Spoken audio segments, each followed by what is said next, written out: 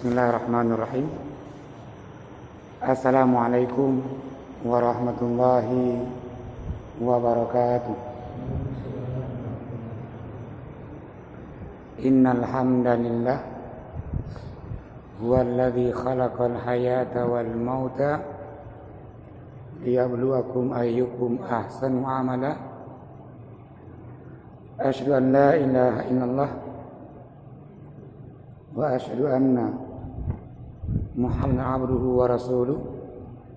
Allahumma salli ala Muhammad wa ala alihi wa sahbihi wa man tabi'ahum bi ihsanin ila yaumiddin. Amma ba'd. Fa ya ayyuhal muslimun wal muslimat, inna Allah azza wa jalla qala fi kitabihil karim, ittaqullaha haqqa tuqatih wa la tamutunna illa wa antum muslimun wa tazawwadu fa inna khairaz zadi taqwa. Kaum muslimin dan kaum muslimat sidang halaqah yang sama-sama kita ini mencari ridha Allah dan juga rahmat Allah Subhanahu wa taala. Dan alhamdulillah di malam hari ini Allah memberi kesempatan untuk terus kita ini belajar dan saling nasihat menasihati, saling ingat mengingatkan, karena di antara tugas kita adalah saling mengingatkan dan saling memberikan nasihat. Bapak, Ibu yang Tuhan hormati, pada pertemuan sebelumnya kita sudah mengkaji bagaimana dahsyatnya itu neraka yang Allah sediakan, yang Allah siapkan untuk orang-orang yang melanggar perintah Allah. Malam hari ini nggak kalah pokoknya juga. Kata Ibrahim bin Adham yang perlu kita cermati dan kita amalkan. Kata beliau, "Qultum innal mauta haq wa lam tasta'iddu lah." Beliau katakan bahwa mati itu pasti. Semua kita meyakini semua yang hidup ini akan mati. Bahkan kita yakini mandum tanyo kali takalon. Semua yang hidup berakhir dengan kematian. Samuan kata Ibrahim bin Adham, walam tasta'iddulah. Namun kita ini tidak mempersiapkan untuk mati itu. Semua tahu pasti itu, hanya saja menunggu ini kapan waktu pastinya. Kenapa Allah rahasiakan waktu pastinya? Di awal mukadimah tadi kata Allah, liyabluwakum ayyukum ahsanu amala. Itu mengukur siapa di antara kita ini yang paling kuat amalnya. Bapak, Ibu yang terhormati, maka di awal ini juga tersambung nanti bagaimana kita ini mempersiapkan kematian atau mempersiapkan diri untuk menghadapi kematian. Di awal ini mungkin ada baiknya kita kaji bagaimana sakitnya sakratul maut. Karena akan sampaikannya semua yang hadir di sini gohna alam yang pengalaman mengalami sakitnya ini sakratul maut. Maka pada begah Pak sumber hadis menjelaskan, ayat menyampaikan. Maka jauh-jauh hari baginda Rasulullah, Al-Quran menyampaikan ini bagaimana sakitnya sakratul maut. Karena umat itu setelah dia meninggal enggak kembali hidup, menyampaikan bagaimana siksaan kubur, bagaimana sakitnya sakratul maut.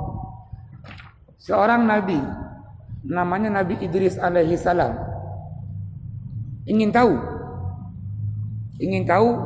bagaimana dahsyatnya sakaratul maut. Dengan tujuan tadi bahwa Nabi Idris alaihissalam ini setelah tahu bagaimana sakaratul maut, menambah amalnya, berbanyak ibadahnya. Maka suatu ketika Nabi Idris alaihissalam minta permohonan ke Allah, ya Allah, tolong matikan saya, tolong cabut nyawa saya. Itu Allah kabulkan permintaan Nabi Idris untuk merasakan sakitnya sakaratul maut. Maka malaikat pencabut nyawa perintahkan mencabut nyawa Nabi Idris alaihissalam. Setelah mati beliau meninggal, Allah hidupkan kembali. Malaikat bertanya, ya Idris, bagaimana rasanya?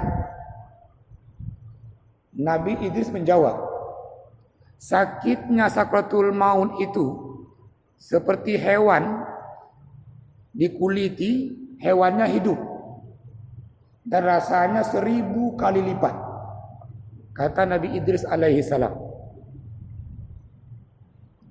sakitnya sakaratul maut. Dan kata malaikat, ketika mencabut nyawanya tadi Nabi Idris, itu perlahan-lahan yang enggak pernah mereka amalkan sebelumnya. Mengkhawatirkan sakit tadi Nabi. Namun yang perlahan-lahan itu sakitnya 1000 kali lipat, hewan yang dikuliti kulitnya itu, dan dia masih hidup. Ini ungkapan Nabi Idris alaihi salam ketika dicabut nyawanya oleh malaikat Israel. Nabi ketika juga sakaratul maut, malaikat Jibril, seorang malaikat, enggak tahan melihat sakitnya sakaratul maut yang Nabi rasakan, yang Nabi alami. Aisyah trauma.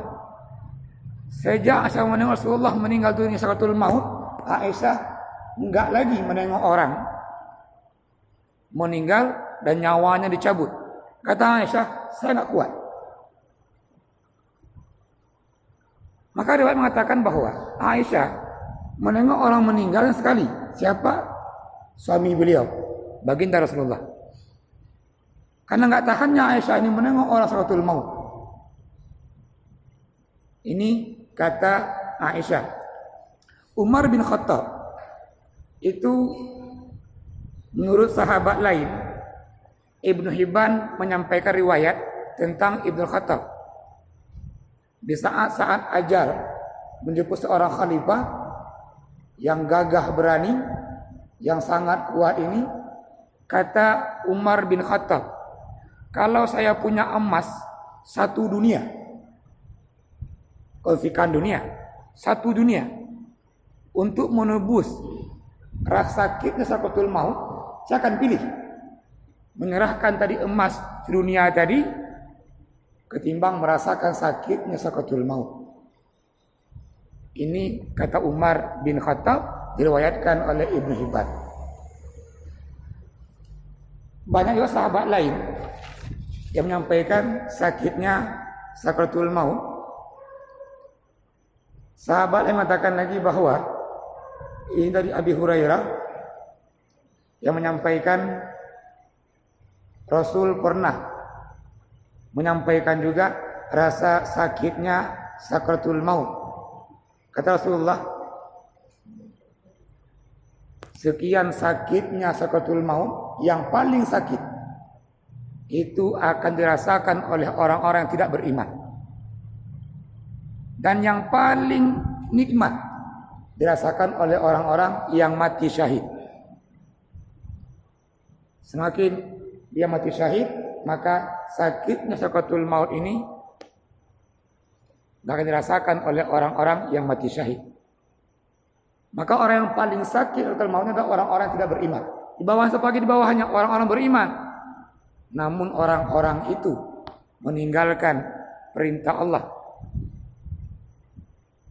Orang-orang yang tidak sholat dan seterusnya. Maka sakitnya sakaratul maut akan dirasakan lebih. Maka makna, kenapa ketika orang meninggal dunia itu matanya terbuka? Yang pertama hadis menjelaskan secara umum ketika orang cabut nyawanya, dia meninggal, matanya terbuka. Wa innal aina yaqbidur ruh. Karena mata itu ikut dia kemana arah ruh. Yang kedua hadis menjelaskan ketika orang mau meninggal dunia itu Allah kembali putar ini, putar video hidupnya. Kalau dia berbuat baik, Allah tampakkan amal-amalannya. Allah pelemah, nyo pahala-pahala. Bagi orang yang jahat, yang akhlaknya buruk, Allah pelemah je.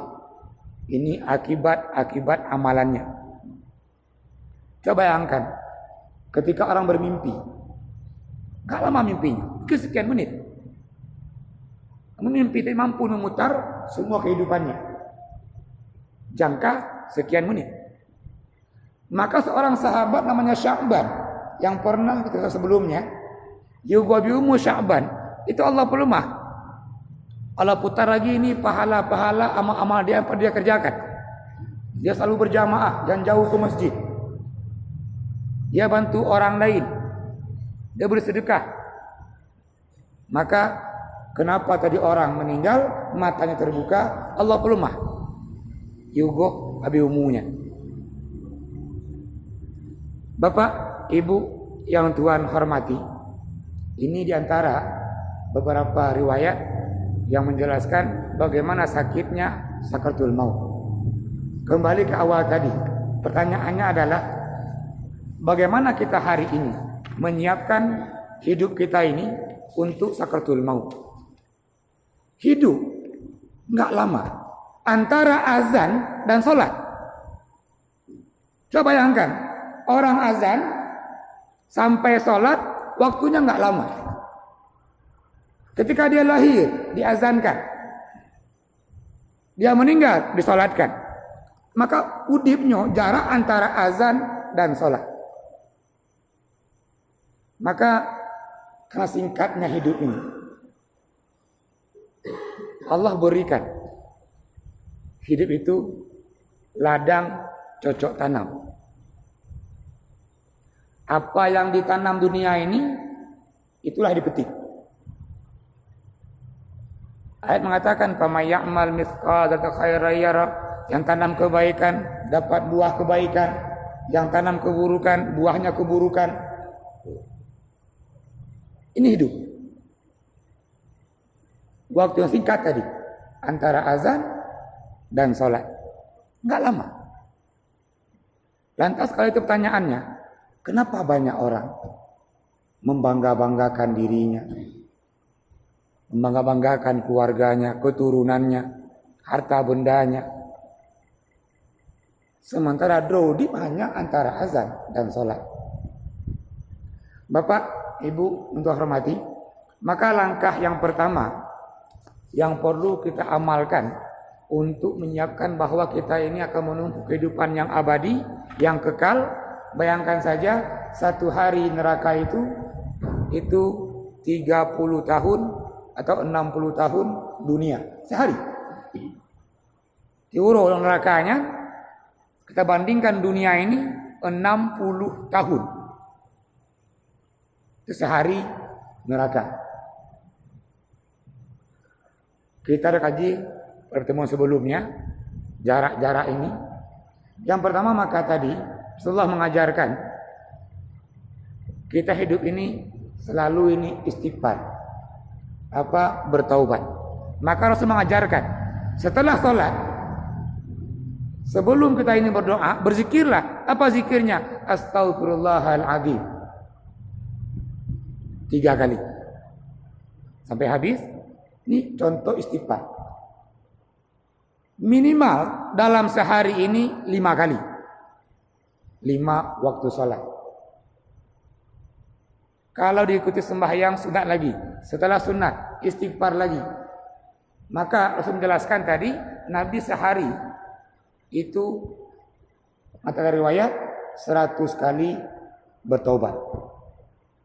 Ini orang yang maksum, yang Allah jamin surganya. Sehari minimal 100 bertobat. Nah kita hari ini yang enggak dijamin surganya, apa yang kita amalkan? Oleh semayang, tak berdoa, tak pelung aja, mengkarak but. Maka Nabi ajarkan tadi, astagfirullahaladzim, alladzi seterusnya ini setelah sholat minimal.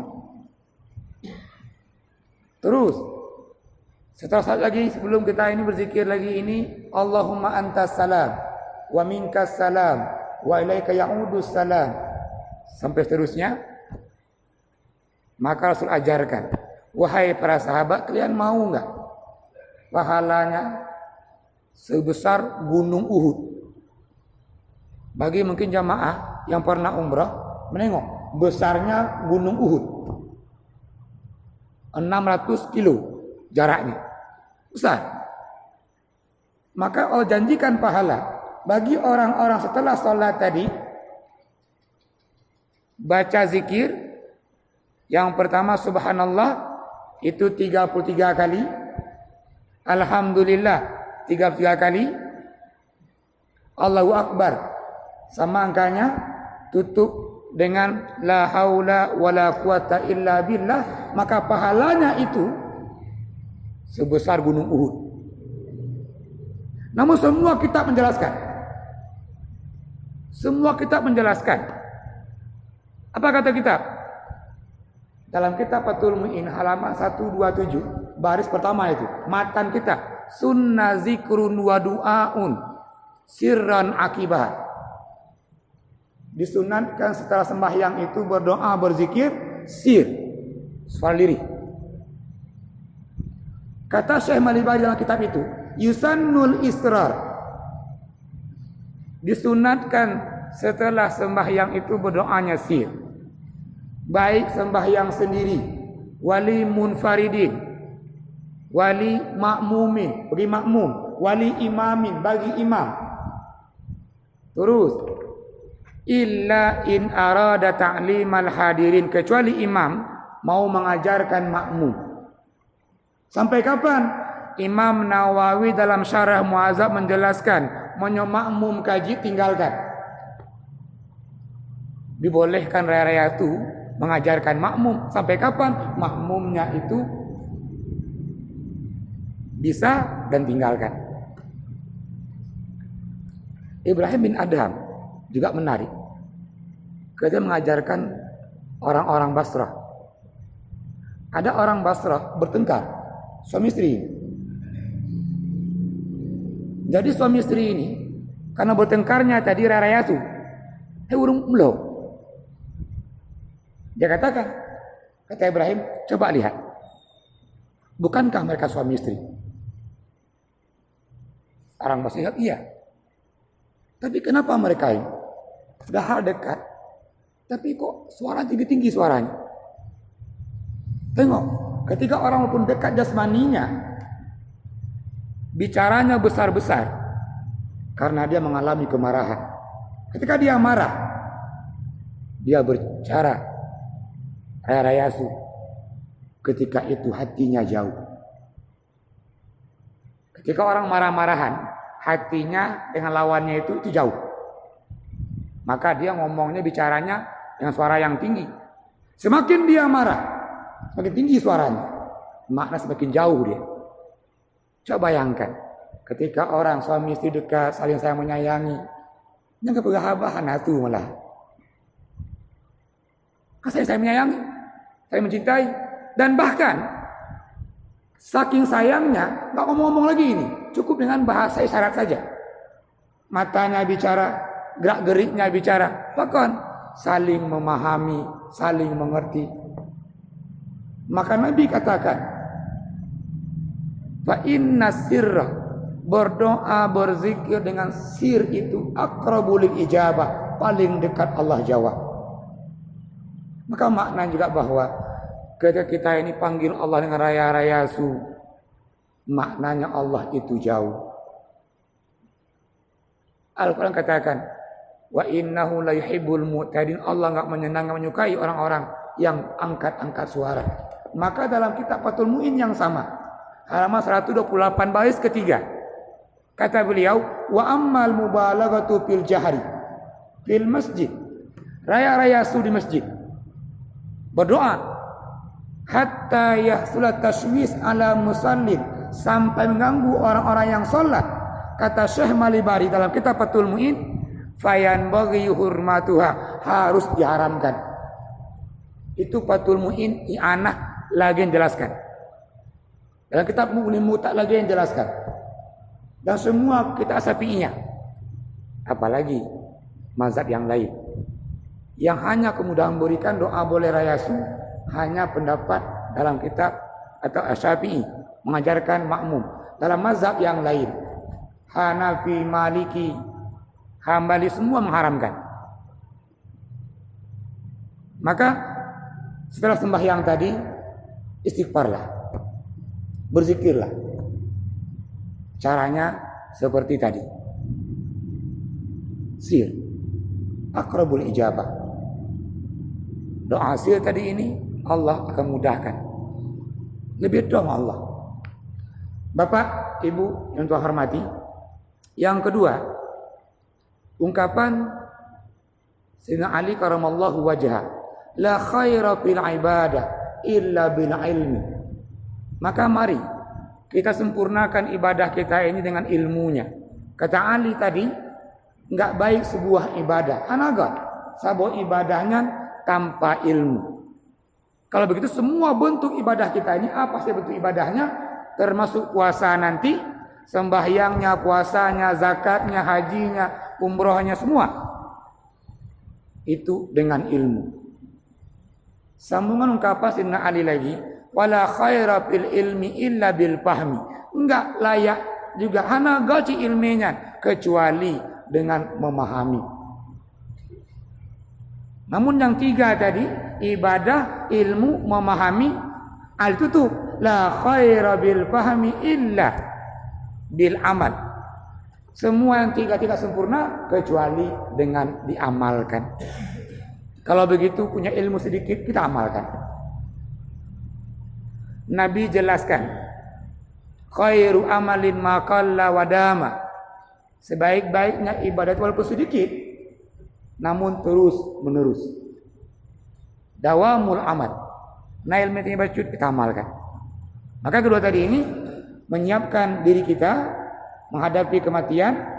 Ini ibadah kita sempurnakan. Caranya adalah amalkanlah ibadah itu dengan ilmunya. Bahkan hadis yang menjelaskan, wa kullu amalin min ghairi ilmin ta'mal fa innahu mardud la tukbar. Setiap ibadah, setiap amal dengan ilmu, tanpa ilmu kita amalkan, maka dia ditolak. Maka halaqah kita ini, bagian dari kita ini menyempurnakan ibadah kita dengan terus mengkaji ilmu Allah. Yang ketiga, yang gak kalah pokoknya adalah selesaikan hutang piutangnya. Hari ini banyak orang menganggap ini hal yang sepele. Hutang piutang. Orang yang mati syahid, dalam kitab Sunnah itu dijelaskan mustaqarrur ruh, di mana posisi ruh. Itu menjelaskan orang-orang yang mati syahid, namun Allah enggak tempatkan orang dalam surganya.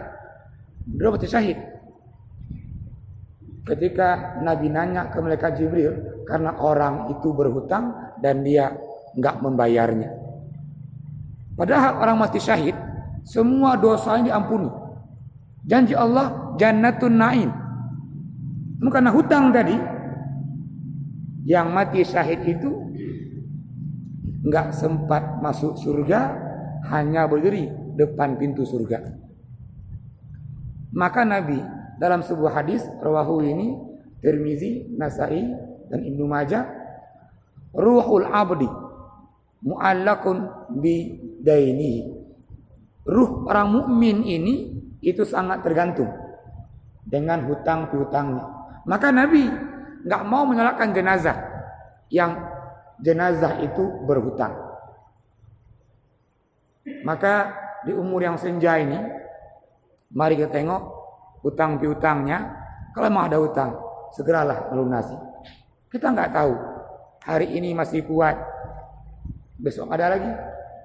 Gue sempat aku gabaan nak ayah nak utang sekian. Sempat anak nggak tahu hutang nggak terbayar. Inilah yang kita bawa ke alam kubur. Maka tadi juga tuh kenan yang punya utang piutang. Ini mari selesaikan. Ini langkah yang gak kalah pokoknya. Selanjutnya juga tuh buka pertanyaan. Yang pokok juga yang kita amalkan adalah setelah utangnya lunas, ibadahnya sempurna, tobat tiap hari kita amalkan. Ini perbanyaklah sedekah jariyah. Jariyah itu dari kata dia jaro yajri, lari arti secara bahasa. Maknanya dia mengalir. Sedekah yang terus mengalir. Rasulullah mengatakan bahwa ala kulli muslimin sedekah. Setiap orang-orang yang beriman, setiap orang-orang yang ini hidup mukmin, maka dia wajib sedekah. Sahabat nanya, ya Rasul, ya Nabi Allah, oh ya Rasulullah, faman lam yajib. Kalau ada orang yang enggak mampu sedekah, kiban? Nabi menjawab, falyamal biyadihi falyakul tasaddaq. Maka orang itu bekerjalah, makanlah hasil kerjanya, sisakan sedikit sedekah. Kata sahabatnya lagi, fa illam yajib. Karena droga Tuhan enggak mampu bekerja lagi ini, enggak mampu menghasilkan lagi nyakiban Rasulullah. Rasul mengatakan, falyu'inu zal haja. Bantulah orang lain. Zal hajal malhu, orang yang butuhkan. Oh dia punya ilmu, bantu dengan ilmunya. Dengan nasihat, dengan suara, dengan ibadah. Ajakkan yang lain. Sahabat kembali bertanya, paman lam yaji. Nabi menyuhanaci kibannya Nabi. Dikatakan falyamal ma'ruf. Berbuatlah banyak kebaikan. Sedekah ngon peng, hanjit, ngon ilme, pihana ilme, ngon mita usaha kedua pihana kan doa Tuhan. Diki bancit. Rasul ajarkan tadi, buatlah kebaikan. Ya Rasulullah, kamu kalumpu. Kibanci. Di akhir hadis kata Rasulullah, ayyakuffa anisyad. Jagalah dirinya, enggak berbuat kejahatan, enggak menyakiti orang lain. Fa innahu shadaqatun minhu li nafsi. Itulah sedekah dia untuk dia diri dia. Apa? Menahan dirinya, enggak menyakiti yang lain. Bapak, Ibu, untuk hormati, juga tukar pertanyaan. Mungkin kita hari ini, kalau kita bersedekah, napeng 10 ribu, sedekah 5 ribu. Bagaimana para sahabat mengamalkan? Kita pernah kaji ini. Abu Bakar semua hartanya untuk agama. Kalau Umar setengah hartanya. Kita belum pernah kaji ini bagaimana Sayyidina Ali bersedekah. Betul. Di antara sahabat mungkin yang paling miskin, ini Ali bin Abi Thalib karamallahu wajah, dan istrinya Fatimah, anak antara Rasulullah dengan Khadijah, juga orang yang miskin. Namun miskinnya Fatimah, miskinnya Sayyidina Ali masih terus bersedekah. Dalam sebuah riwayat, karena Ali ini orang miskin, enggak punya apa-apa, beliau menikah dengan Fatimah itu atas bantuan Rasulullah. Artinya untuk maharnya saja dia enggak punya. Yang bantu Rasulullah. Suatu pagi pulanglah Ali ke rumah. Yang biasa suami pulang ke rumah dibawa harta, gemepeng, bawa makanan. Namun Ali karena miskin yang enggak bawa apa-apa dia.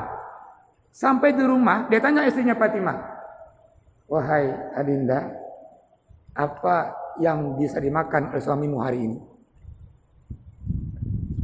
Kata Fatimah istrinya, wahai suamiku, kita nggak punya apa-apa ini. Yang ada hanya 6 dirham. Ini upah saya kemarin membuntal bulu domba punya Salman Al-Farisi. Dapat upah 6 dirham. Kata Fatimah lagi, rencana saya hari ini pagi ini mau ke pasar ini. Mau belanja makanan untuk Hasan, Husain, Musin, Zainab, dan Umi Kulsum dengan uang 6 dirham ini. Kata Ali, ya Fatimah, yang pergi saya saja. Engkau ikut di rumah menunggu. Diambillah tadi uang yang 6 dirham. Berangkatlah Ali ke pasar untuk belanja makanan anak-anaknya. Namun apa terjadi? Di tengah jalan ada orang tua renta minta sumbangan. Orang tua ini bilang, tolong bantu. Lu kasihkan urusan apa jauh? Ingatlah bahwa yang bantu hamba-hamba Allah. Allah akan ganti. Timbullah keraguan dalam hati Sayyidina Ali. Tangannya masuk kantongnya. Ada uang 6 dirham. Apa ragu dia? Dia kasihkan 6 dirham ini ke orang fakir tadi. Anaknya nggak makan apa-apa. Namun akhirnya Ali kuatkan hatinya. Yang 6 dirham tadi beliau serahkan ke fakir. Dan Ali kembali pulang tanpa bawa apa-apa. Sampai di rumah, bagaimana? Ya Ali, mana makanannya suamiku? Ali nggak menjawab. Fatimah menangis. Seorang ibu yang sayang anaknya, nyopeng 6 dirham untuk makan pokok anak-anaknya. Dia menunggu suaminya pulang bawa makanan untuk dia masak. Namun Ali nggak bawa apa-apa pula. Fatimah menangis. Setelah puas Fatimah menangis, Fatimah bertanya, wahai suamiku, kemanakah uang tadi yang 6 dirham itu? Ali menjawab, ya Fatimah, uang itu saya pinjamkan kepada Allah. Fatimah berhenti menangisnya. Tersenyum. Wahai suamiku, kalau itu engkau amalkan, saya pun mendukung. Kata Fatimah. Istrinya marahi suaminya. Karena tahu uang yang 6 dirham itu jatah makan anak-anak mereka, itu Ali pinjamkan kepada Allah dengan cara tadi memberikan fakir. Bapak, Ibu dan Tuhan hormati, namun jangan dipikir bahwa yang kesedekahkan hari ini itu hilang begitu saja. Ali kembali pulang dan berangkat lagi ingin menjumpai Rasulullah. Di tengah-tengah jalan orang tua lagi menjual seekor unta. Wahai Abah Hasan, anak Ali Hasan namanya, dia ayah Hasan dipanggil, ya Abah Hasan, maukah engkau membeli seekor unta ini? Ali menjawab, saya nggak punya apa-apa, saya nggak punya uang untuk belanja. Kata orang jual unta tadi, nggak apa-apa. Engkau beli unta ini harganya 100 dirham. Cukup. Nanti utang dulu, kapan engkau punya uang engkau bayar. Kata Ali, kalau begitu boleh juga. Ali belilah unta itu dengan harga 100 dirham. Ali yang awalnya mau pergi jumpa Rasulullah kembali pulang mengantarkan unta yang baru saja dia beli. Dari tempat dia beli unta menuju rumahnya, kembali Ali jumpa dengan orang tua lagi. Kata orang tua itu, ya Ali, apakah untanya dijual? Ali jawab, iya. Berapa harganya? 300 dirham. Orang tua itu bayar kontan. Maka hari itu Ali menjual untanya, terima uangnya, kembali Ali ini ke pasar, beli makanan pokok untuk anak-anaknya. Dan kembali pulang antarkan ke Fatimah. Sampai di rumah Fatimah terkejut. Dari mana uangnya, wahai suamiku? Ali cerita, Tadi ada orang jual unta harganya sekian dengan sistem bayar utang. Terus saya jual lagi harga sekian. Setelah itu Ali menjumpai Rasulullah di Masjid Nabawi. Setelah Ali sembahyang tahiyat masjid 2 rakaat, Rasul menjumpai Khalifah Sayyidina Ali. Rasulullah, wahai Ali, apakah engkau yang mau cerita atau aku yang cerita? Rasulullah, seorang sahabat yang patuh Rasulullah katakan, engkau ya Rasulullah. Rasul kisahkan, wahai Ali, yang engkau amalkan hari ini, engkau sedekahkan 6 dirham, itu Allah ganti hari ini juga 300 dirham, 50 kali lipat dari engkau keluarkan. Kau ketahuilah, yang tadi orang yang menjual unta itu adalah malaikat Jibril yang menyamar seperti orang tua. Yang tadi, yang beli unta tadi, itu adalah malaikat Mikail. Maka dalam sebuah hadis katakan, iza asbaha rajul, ketika orang paginya itu bangun tidurnya, fa innal malakani yanzilani, 2 malaikat itu turun setiap hari. Ahaduhuma yad'u, salah satu malaikat itu berdoa, Allahumma a'ti munfiqan khalafa, ya Allah, berikanlah ganti bagi orang-orang yang bersedekah. Orang-orang yang hartanya, Allah gantilah harta itu. Yang satu lagi berdoa, Allahumma a'ti mumsikan talafa, urung-urung yang kredit, yang bakhil, yang enggak mau sedekah, hartanya binasakan ya Allah. Setiap hari 2 malaikat berdoa, yang satunya Allahumma a'ti munfiqan khalafa, satu lagi Allahumma a'ti mumsikan talafa. Maka belum pernah ada sejarahnya orang-orang yang dia bersedekah jatuh miskin. Namun yang banyak adalah orang-orang yang bersedekah dan dia kaya raya. Kalau begitu kuncinya, yang mau kaya hidup ini, perbanyaklah sedekah. Yang mau sehat hidup ini, perbanyaklah sedekah. Itu di Arab, sebuah budaya. Kalau orang sakit, maka dia akan banyak sedekah. Di antara manfaat sedekah adalah menyehatkan yang sakit. Diamalkan demikian di Madinah dan di Mekah. Hadis menjelaskan, kata Rasulullah, di antara sedekah yang paling baik adalah itu sedekah ketika orang itu bermusafir, yang kedua ketika dia sakit. Berdoalah kesembuhan dalam sedekah itu. Maka langkah kita tadi yang keempat, perbanyaklah sedekah dalam hidup ini. Oh, enggak mampu dengan hartanya, tenaganya.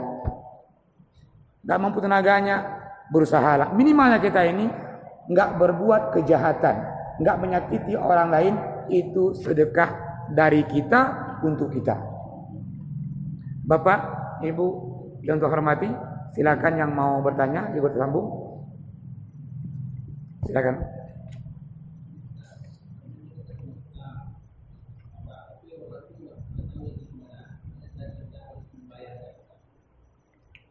Ya.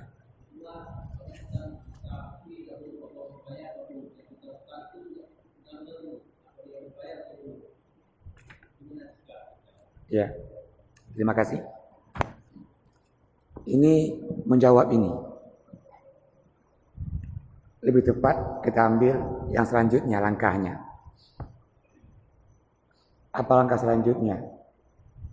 Ini mudah untuk disampaikan, mudah untuk diberikan nasihat, namun sangat susah untuk diamalkan. Apa dia? Langkah yang paling besar menuju kehidupan yang abadi ke depan itu adalah memaafkan yang lain. Ketika orang berhutang, saya mengalami dengan juga angka fantastis. Dan sampai hari ini belum terbayar. Nominalnya 100 juta. Kalau kita pikirkan terus ini, setiap malam sebelum tidur, kapan ya utangnya dibayar? Maka hidup kita ini nggak akan pernah tenang. Mengingat orang berutang sama kita dan nggak dibayar-bayar. Tipulan tikian. Engut hana manga, payobu hana manga. Maka langkah paling tepat kehidupan bahagia dunia ini adalah memaafkan yang lain. Setelah kita maafkan yang lain, rasakan pada dirinya, makan enak, tidur pun juga nyenyak. Kita hari ini, ketika orang berhutang 10.000 misalnya, dia nggak bayar. Yang kita ingat-ingat adalah utangnya 10.000. Kita nggak pernah ingat kita punya rumah, kita punya kendaraan, kita punya tabungan sekian. Yang 10.000-nya, yang jutaan rupiah yang kita punya, yang kita simpan, itu nggak nampak. Maka kalau kita bandingkan, ada sebuah kisah lagi yang menjawab ini. Min ajaib Fathil Andalus. Ketika para sahabat kaum muslimin menaklukkan kota Andalusia Spanyol hari ini, ada sebuah kisah yang sangat menakjubkan. Maka di awal kisah katakan dia min ajaibi Fathil Andalus. Ajaib jamak min aji. Orang tua, jenggotnya putih, rambutnya putih, nurun tuha burgonya, ibadah lampu. Dia punya anak sematawayang laki-laki anak dia. Yang dia harap-harapkan anak dia ini menggantikan dia, mengurus kebunnya. Suatu ketika ada seorang muda lain lari ke arah dia, minta perlindungan. Dia katakan, Pak tua, tolong lindungi saya. Orang kampung mengejar saya pakai parang, pakai golok, pakai tombak. Orang kampung bunuh saya. Tolong selamatkan saya. Orang tua ini, selamatkanlah yang minta tolong itu. Dia sembunyikan di rumahnya. Ketika orang kampung datang melihat tadi sampai ke Pak tua ini, mereka bertanya, "Hai Pak tua, adakah engkau melihat pemuda lari ke arah sini?" Orang tua ini pindah satu langkah ke samping. Beliau katakan, "Selama saya di sini berdiri, saya tidak nengok siapa-siapa. Yang datang hanya kalian. Yang lain tidak." Orang yang mengejar ini kembali pulang, dan yang pemuda tadi keluar dari rumahnya. Pak tua bertanya, "Wahai pemuda, kenapa orang kampung semua bawa parang, bawa golok, bawa tombak mengejar kamu?" Orang ini menjawab, "Ya Pak tua, saya tadi berkelahi dengan Iyad bin Ikrimah dan Iyad terbunuh. Saya yang bunuhnya. Makanya orang kampung mengejar saya, karena saya membunuh Iyad bin Ikrimah." Orang tua ini yang keriput tadi menangis.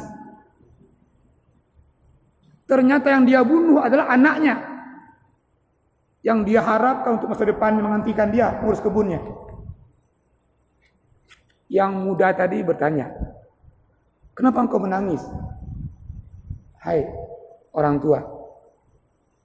Orang tua ini menjawab, "Yang engkau bunuh itu adalah anak saya." Pemuda ini yang membunuh anaknya jatuh tersungkur minta ampun. "Ampuni saya, wahai Pak tua.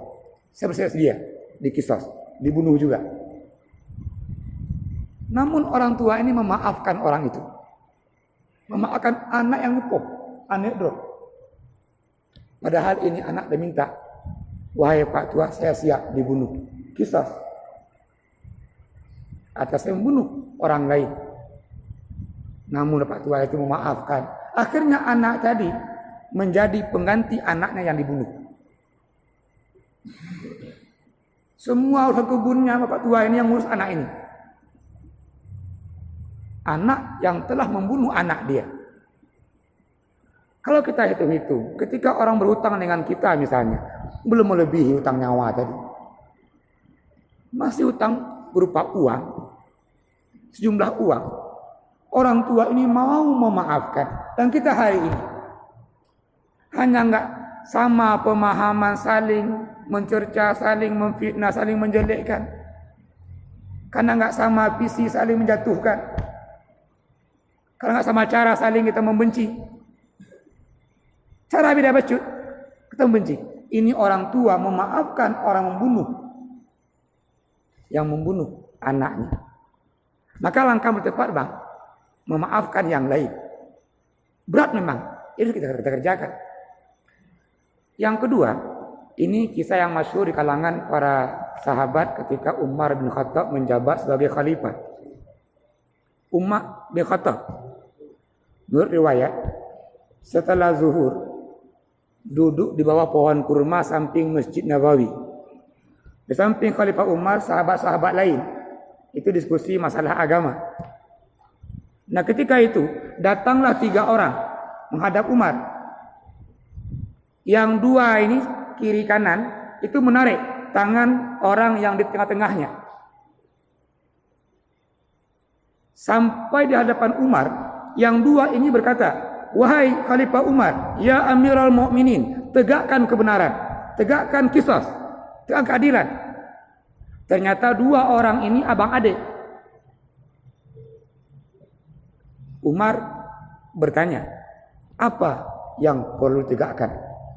"Ya Khalifah Umar, orang ini sudah membunuh ayah kami. Tolong Umar, tegakkan keadilan." Umar menengok orang yang diseret tadi, bertanya, "Betulkah engkau telah membunuh ayah orang ini?"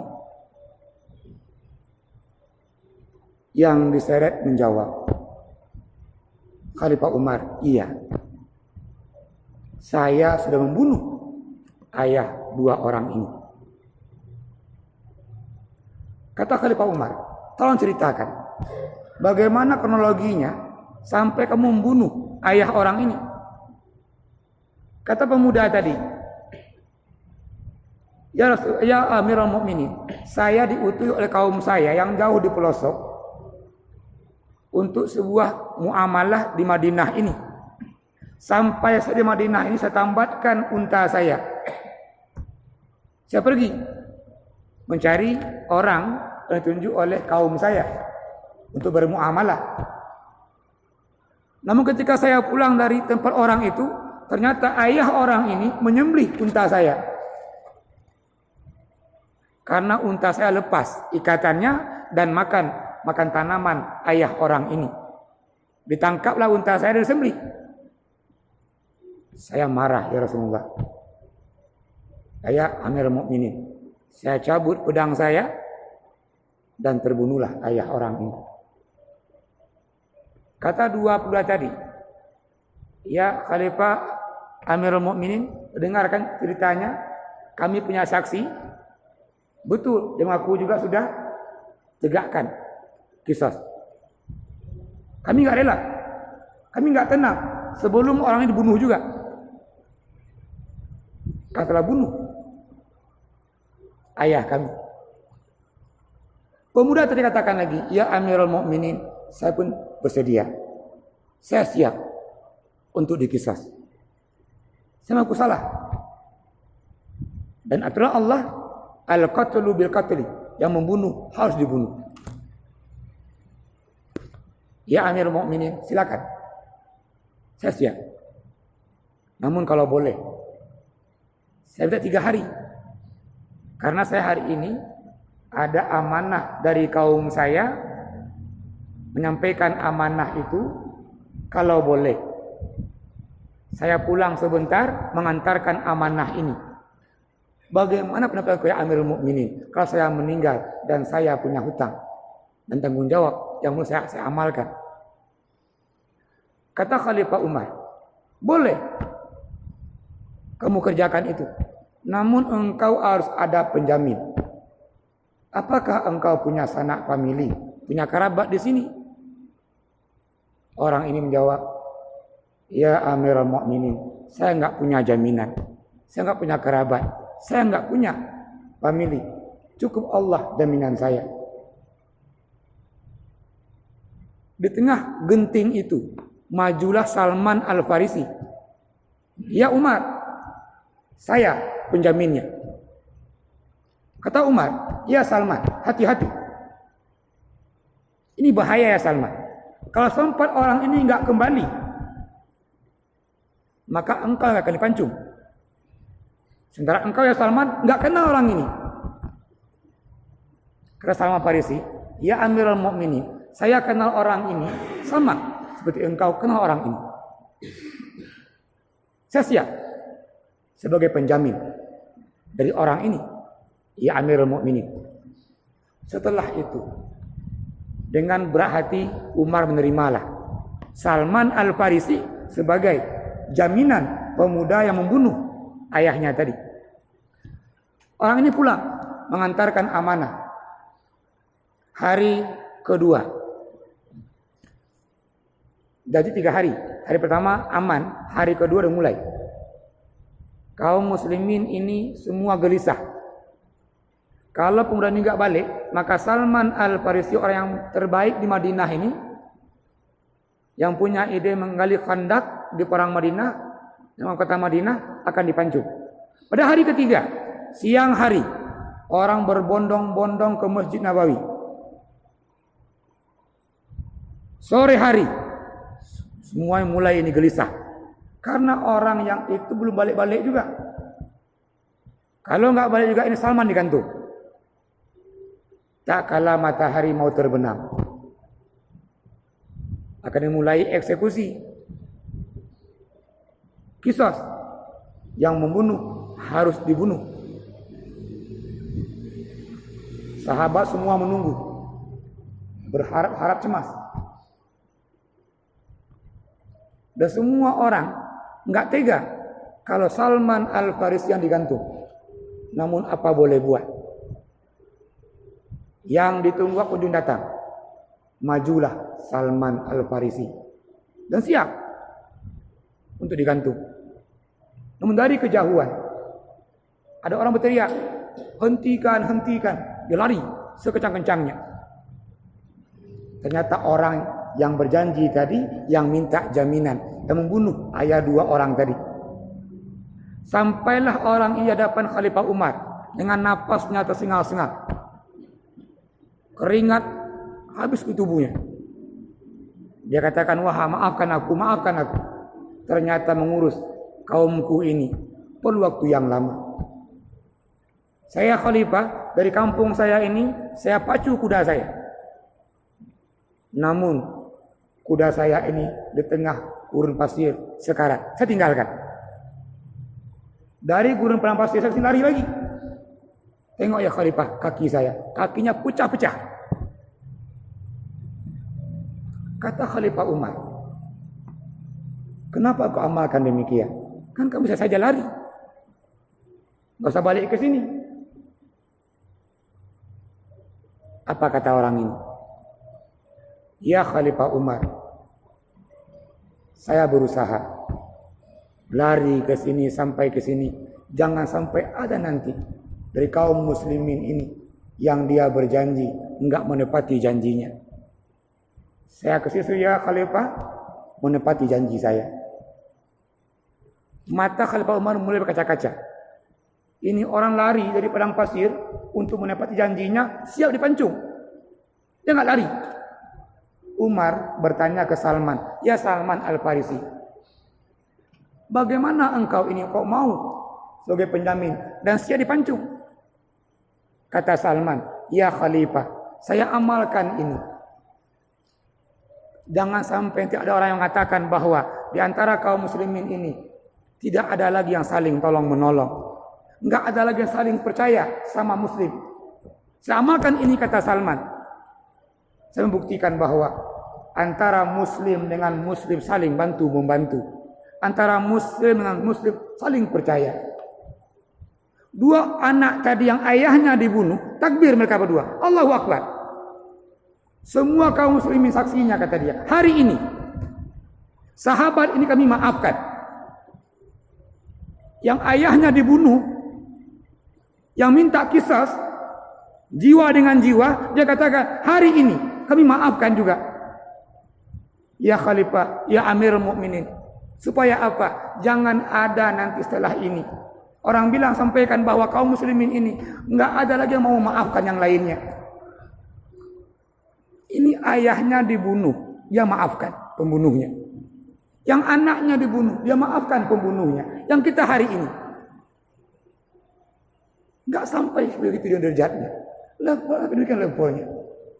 Namun kita saling hari ini enggak mau memaafkan. Maka kunci kenyamanan hidup, kebahagiaan hidup, ketenangan akhirat, maafkanlah yang lain. Kita belajar ini, memaafkan yang lain. Ingat bahwa bukanlah memaafkan itu hina. Namun Allah mengangkat derajat orang yang memaafkan.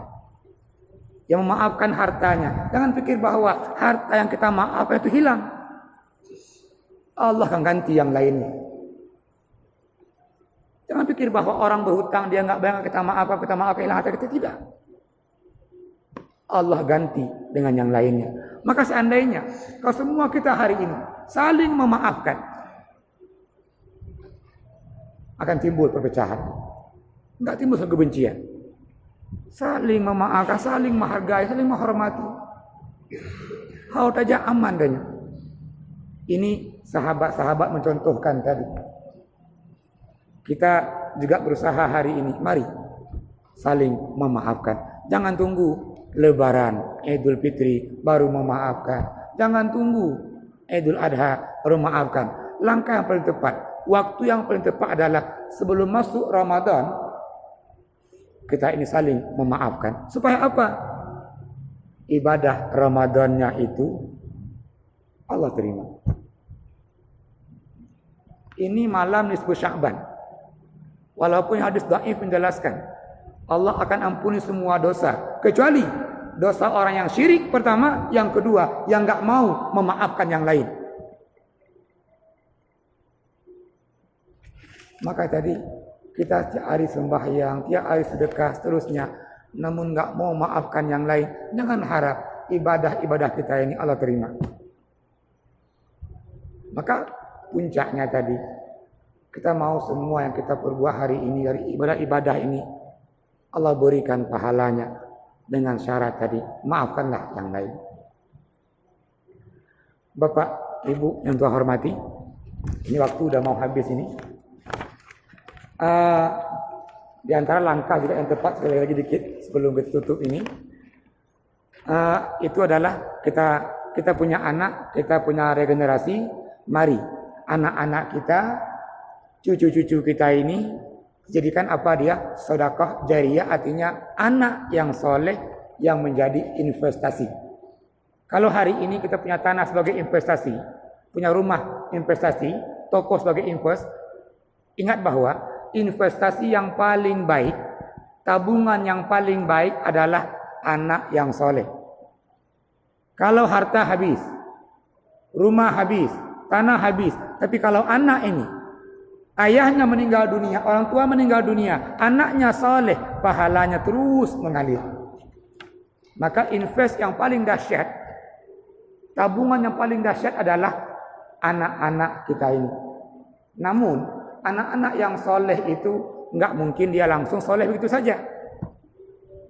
Maka ayah yang baik tadi, didiklah anaknya dengan baik. Ibu yang baik, didik anak yang baik. Supaya apa? Anak-anak kita ini menjadi tabungan kita nanti di hari akhirat. Kalau kita enggak buat anak kita ini baik-baik, anak yang soleh, sebaliknya anak yang jahat tadi memberikan juga dosanya mengalir ke rinci.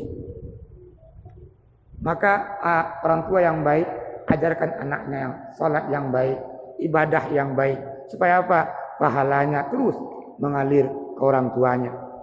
Dalam surah An-Najm itu Allah katakan, wa ma laisa lil insani illa ma sa'a. Orang ketika meninggal dunia, maka dia nggak dapat apa-apa lagi kecuali yang pernah dia usahakan. Maka hadis menjelaskan sebaik-baiknya dimakan orang itulah hasil usahanya, dan anak itu merupakan hasil usaha kurunci. Artinya anak buat sampai, anak kirim pahala baca Qur'annya sampai, anak berdoa sampai. Kenapa? Karena anak itu merupakan hasil usaha orang tua.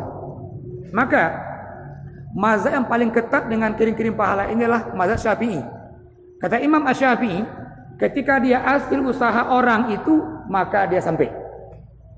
Menjelaskan ayat tadi An-Najm 39 sampai 40 itu, wa an laisa lil insani illa ma sa'a. Maka yang pasti ini anak-anak kita ini mengirimkan pahala-pahala kurincinya, minimalnya memudahkan langkah kurinci di alam kubur. Oleh karena itu, yang terakhir ini, yang kita punya anak, punya keturunan, cucu, ini buatlah cucu-cucu kita ini, anak-anak kita ini tabungan yang sangat berguna dengan cara membuat mereka ini anak-anak yang soleh. Bapak, Ibu yang Tuhan hormati, mohon maaf ini waktunya agak terpakai sedikit.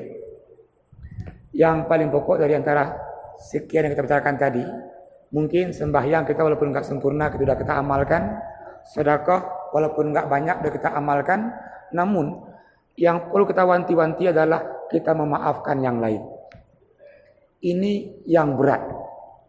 Maka ulun pegah guno ini mudah untuk disampaikan. Dan lun kedo merasakan ketika nyolo lagenya, pan-pan juga terpukul juga. Sekian. Namun kuncinya adalah kita memaafkan yang lain.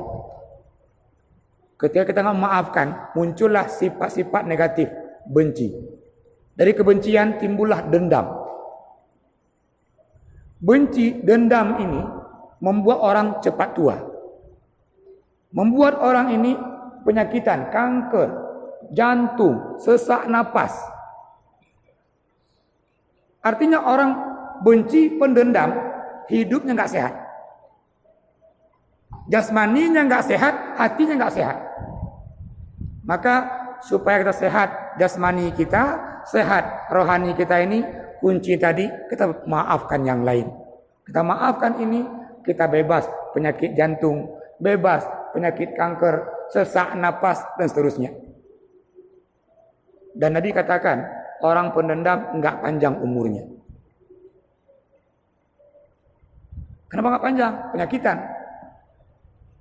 Tengok jak karbah, biumu jantungan. Maka langkah di tempat ini kita maafkan yang lain. Dan malam hari ini tolong maafkan saya hari ini. Bapak Ibu, mari tutup dengan kafarah majlis. Subhanallah. Ya, assalamualaikum warahmatullahi wabarakatuh.